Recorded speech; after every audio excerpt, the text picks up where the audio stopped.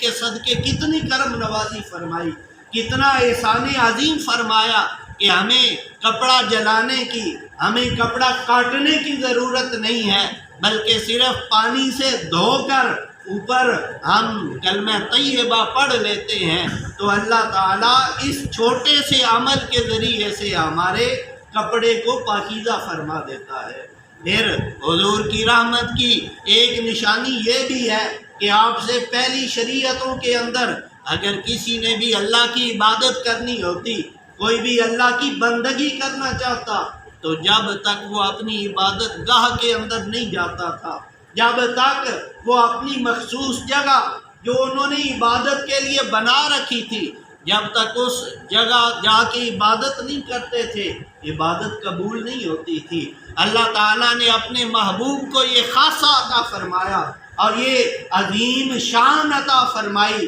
کہ اللہ تعالیٰ نے زمین کے چپے چپے کو، زمین کے ہر ٹکڑے کو اپنے محبوب کے لیے مسجد بنا دیا۔ اب بندہ مومن اگر مسجد میں آئے تو اجر و ثواب زیادہ، لیکن کوئی اگر مسجد میں نہیں پہنچ سکتا، اپنے گھر کے اندر کسی جگہ پہ بھی باوضو ہو کے اگر وہ اللہ کی عبادت کرتا ہے، اگر وہ نماز پڑھنا چاہتا ہے تو وہ جہاں بھی سجدہ ریز ہوگا اللہ تعالیٰ اس کے سجدے کو قبول فرما لے گا۔ یہ اللہ تعالیٰ نے اپنے پیارے محبوب کو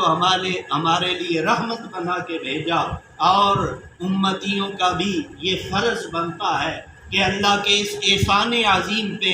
اللہ تعالیٰ کے اس عظیم فضل پہ اپنے کریم مالک کا، اپنے کریم رب کا شکریہ ادا کرتے ہوئے اپنے پیارے محبوب کی ثنا خوانی کریں، ان کی ذات پہ درود و سلام کے گجرے نچھاور کریں، اور حضور کی سیرت طیبہ کو، حضور رحمت عالم صلی اللہ علیہ وآلہ وسلم کے بتائے ہوئے طریقوں پہ عمل کر کے اگر ہم اپنی زندگی کو بہتر بنائیں گے تو وہ کریم مالک، وہ کریم رب ہماری جملہ دین اور دنیا کی ضروریات کو پورا فرمائے گا۔ اللہ تعالیٰ کی بارگاہ میں دعا ہے، مالک کائنات یہ 12 ربیع الاول کا دن ہمیں اپنے محبوب پہ باوضو ہو کر درود و سلام پڑھتے ہوئے، حضور کی نعتیں پڑھتے ہوئے اور حضور کی آمد کے جشن مناتے ہوئے شریعت کی حدود کے اندر رہ کے اللہ تعالیٰ ہمیں اس میلاد شریف کے دن کو گزارنے کی توفیق عطا فرمائے۔ وما علیہ الا البلاغ۔